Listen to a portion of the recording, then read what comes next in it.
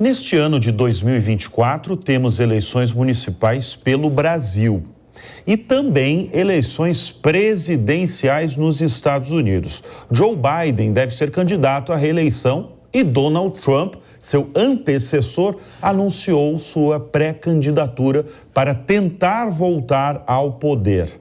E para entender melhor o cenário eleitoral norte-americano, nós vamos conversar agora com Carlos Poggio, diretamente do Kentucky, professor aí de Relações Internacionais. Boa noite, Carlos. Primeiramente, eu queria que você explicasse como é que funcionam as eleições nos Estados Unidos, porque essa é uma dúvida que muita gente tem. Quando é cenário de eleições americanas, vem essa pergunta, porque o sistema acontece de uma forma muito diferente do que aqui no Brasil, né? Tem primárias, tem divisão por estados. Então, quando acontece, por exemplo, a contagem dos votos, muita gente no Brasil não entende. Eu queria que você explicasse aí como é que é o sistema americano. Boa noite, seja bem-vindo aqui ao Jornal Jovem Pan.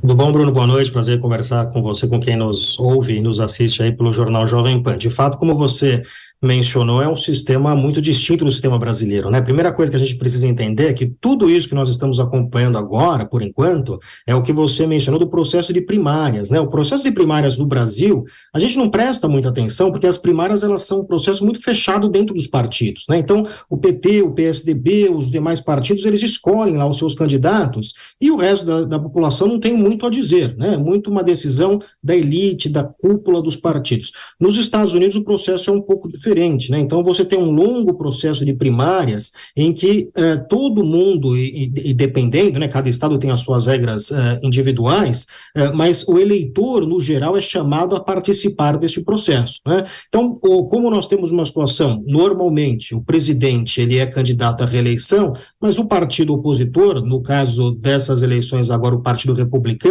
passa por um processo de primária para escolher quem é que vai ser o candidato do partido a desafiar o Joe Biden nas eleições. E é o que tudo indica, né, o que a gente tem visto nessas pesquisas e tudo que tem se falado de pesquisa eleitoral nos Estados Unidos até o momento, refere-se a esta questão das primárias, que o Trump ele é muito favorito dentro do partido, ou seja, na base do Partido Republicano, ele tem um favoritismo muito grande, né? Então vai acontecer agora esse processo que começa aí na semana que vem, né?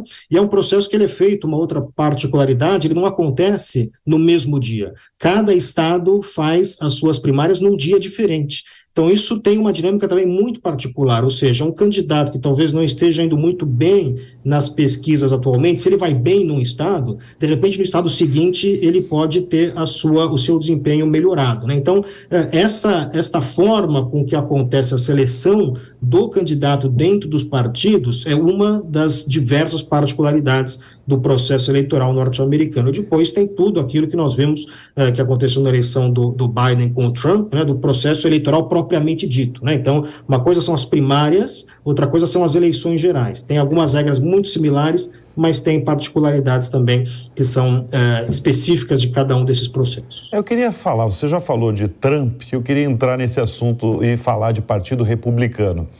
Eles têm chances, Ron DeSantis, o Nikki Haley, eles têm algumas chances, algum deles pode desbancar Trump no Partido Republicano?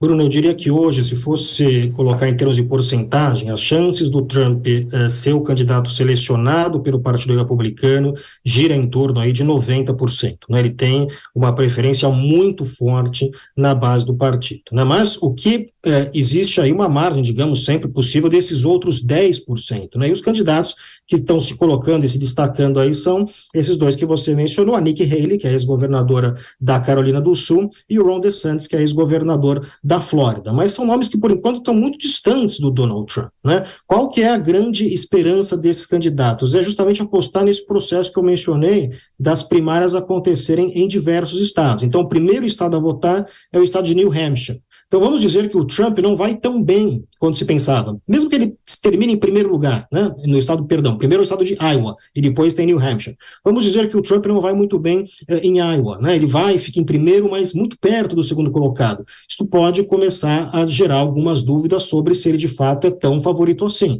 Aí o próximo estado que vai votar é New Hampshire, os eleitores daquele estado de New Hampshire podem começar, vamos prestar atenção agora no Ron DeSantis ou na Nikki Haley, talvez sejam candidatos que possam ter alguma chance, né, e a gente vai vendo que aquilo que começou com uma série de candidatos vai afunilando, né? E quando isso se afunila, ou seja, em um determinado momento a disputa republicana era Trump contra uma massa de outros candidatos que ninguém prestava muita atenção. Se agora isso começa a se afunilar e se fecha em um candidato, a Nikki Haley parece ser alguém que está num viés de ascensão aí, e fica uma disputa entre Trump e Nikki Haley, aí pode ser que haja alguma esperança, né? E pode ser que, de fato, a gente tenha uma primária de verdade, né? Mas, ainda assim, a força do Trump dentro do partido é muito grande, ele tem uma base de eleitores que é bastante conectada com ele, portanto, seria uma vitória monumental, né? Algum outro candidato conseguir ultrapassar o Donald Trump. Eu diria, portanto, que é improvável,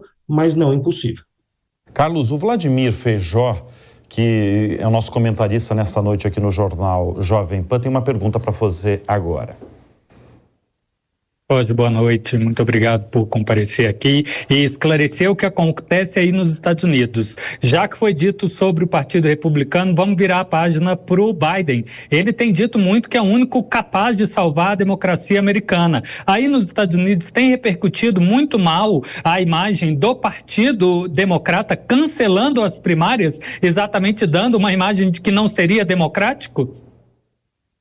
Na verdade, né, o que acontece, Vladimir, prazer também conversar com você, né, normalmente quando a gente tem um candidato que é o presidente, né, normalmente as primárias elas são apenas uma questão formal, né, o presidente normalmente tem o apoio, a adesão dos demais membros do próprio partido, né. O que acontece é que nesse contexto em específico, né, uma série de questionamentos com relação ao Joe Biden, né, seja por conta da idade avançada, seja por conta pelo fato de que ele foi eleito sem a perspectiva que ele seria reeleito, né. Havia todo um discurso que ele era um candidato de transição, né, uma ponte para o futuro do partido. Então, não há muito entusiasmo na base do Partido Democrata para a reeleição do Joe Biden. Ocorre que parece que não há um outro nome que surgiu também, né, para desafiar o Joe Biden. Nenhum nome do Partido Democrata se mostrou viável o suficiente para se colocar como uma candidatura forte, né? A Kamala Harris, que é a vice-presidente do Joe Biden, ela tem as pesquisas mostram que o índice de favorabilidade dela é ainda menor do que o do Joe Biden, ou seja, ela é nacionalmente mais impopular do que o Joe Biden. Então, se coloca aí um problema bastante grande. Agora tem outros candidatos que estão participando das primárias, né?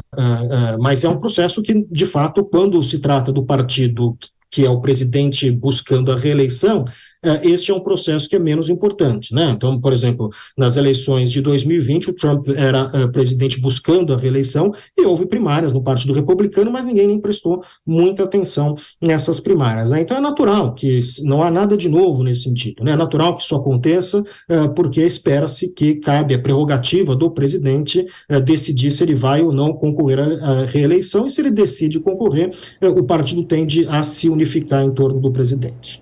Você citou, Carlos, a idade avançada de John Biden, que é muito falada, né, para concorrer à reeleição. Como é que você que está nos Estados Unidos agora, como é que isso é tratado no país?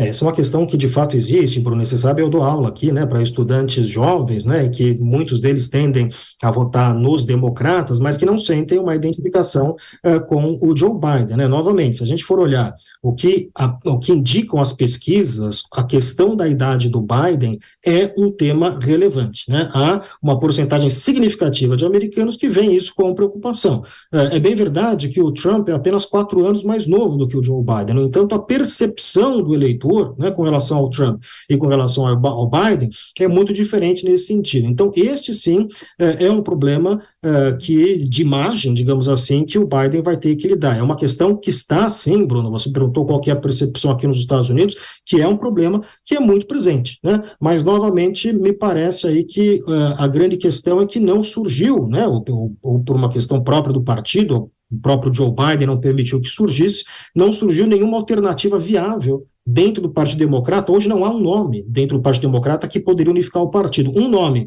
que em alguns lugares tem circulado, né, com uma certa aura de impossibilidade, né, seria o nome da Michelle Obama. Michelle Obama, ela é popular no Partido Democrata, tem uma popularidade significativa no país como um todo, né, tem aí vários rankings que mostram a popularidade de diversos políticos, e seria certamente um nome que chacoalharia, digamos assim, a corrida, mas ao que consta, né, ela mesma não teria interesse em se lançar à presidência nesse momento, né, mas sim, este é o tema da idade do Biden, é sem dúvida nenhuma confirmado pelas pesquisas, confirmado aqui pela minha experiência pessoal, um tema que está presente nessa campanha. Bom, nós conversamos com Carlos Poggio, que é professor de Relações Internacionais. Muito obrigado pela sua contribuição nesse tema aí sobre o cenário eleitoral dos Estados Unidos aqui no Jornal Jovem Pan. Obrigado, Bruno. Um abraço para você, Vladimir, e quem nos assiste.